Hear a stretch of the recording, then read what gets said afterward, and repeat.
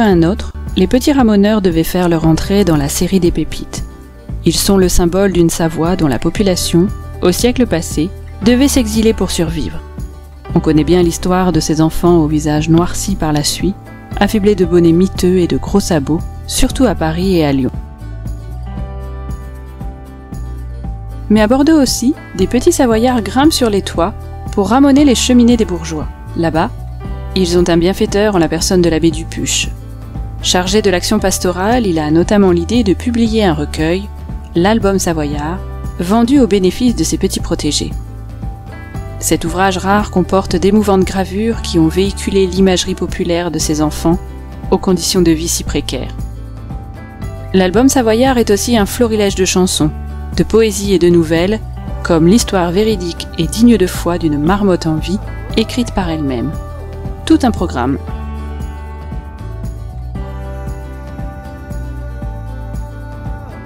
C'est aux alentours de 1905 que l'agence annécienne d'affichage et de publicité Rognard sort son guide album du touriste pour les Deux-Savoies. Cette publication semble faite pour concurrencer le livret guide publié chaque année depuis 1895 par le syndicat d'initiative.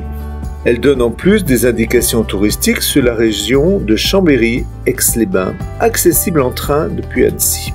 C'est à Eugène Villon que le confie le soin d'illustrer la couverture. Jeune peintre de 26 ans récemment installé à Lyon, il voyage en France, notamment en Savoie, en Europe ainsi qu'au Maghreb. Il est particulièrement habile dans l'utilisation de l'aquarelle dont il améliore le procédé d'exécution pour donner à ses œuvres la puissance de la peinture à l'huile. Il connaît très vite une grande notoriété.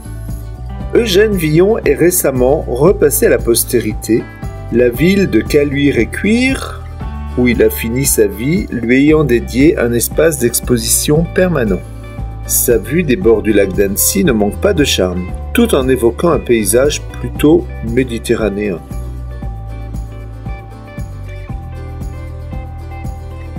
Georges-Louis Arlot est un photographe qui, à la fin des années 20, lance une série de livres illustrés qui connaîtront un grand succès, la collection Vision de France. Elle est consacrée aux plus beaux sites de nos régions. Pour son projet, il s'adjoint le concours de l'abbé Chagny, historien et archéologue. Les illustrations en héliogravure, d'après ses clichés originaux, sont d'une très grande qualité. On ressent l'influence de son ami, le photographe genevois Fred Boissonnat, qui l'encouragea dans son entreprise. Plusieurs volumes sont consacrés à la Savoie, d'Aix-les-Bains au Léman, d'Annecy au massif du Mont-Blanc, avec de remarquables clichés sépia des paysages d'alors et du quotidien des Savoyards, et avec de très belles mises en scène. Dans la période troublée de la libération de la France, Georges-Louis Arlot connaît une fin tragique. Il est assassiné à la Ciotat le 29 août 1944 et sa maison où il vivait depuis 1942 est pillée.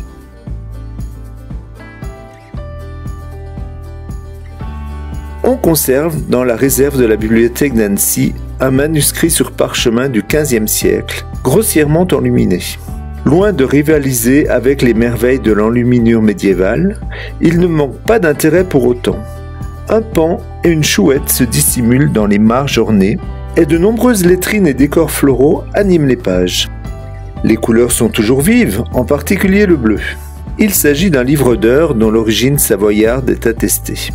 Étonnamment, il a aussi servi de livre de raison aux Gruffat, la famille annécienne qui en était propriétaire au XVIIe siècle. On tenait alors dans ce type de registre la comptabilité domestique et l'agenda familial. Des feuilles de papier ont même été ajoutées à ce précieux volume.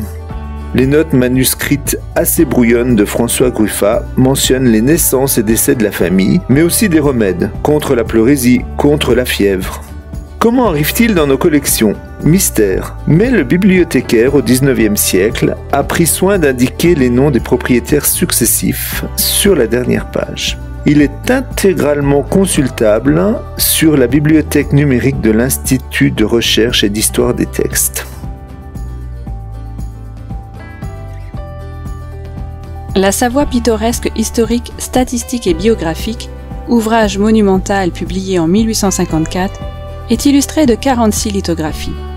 Paysages et portraits composent ce florilège d'images de la Savoie, avec notamment le portrait gravé du duc de Savoie Amédée VIII, dit le Pacifique. Devenu duc en 1416, après que son comté fut érigé en duché, il arbore une barbe majestueuse qui nous le ferait prendre pour Charlemagne. Il est certainement le représentant le plus brillant de l'histoire millénaire de la maison de Savoie. Il a fait de son règne de 42 ans un âge d'or de la Savoie médiévale. Affable, fin diplomate et empreint d'une grande sagesse, il est même élu antipape sous le nom de Félix V. Il fait du domaine de Ripaille à Thonon son lieu de retraite.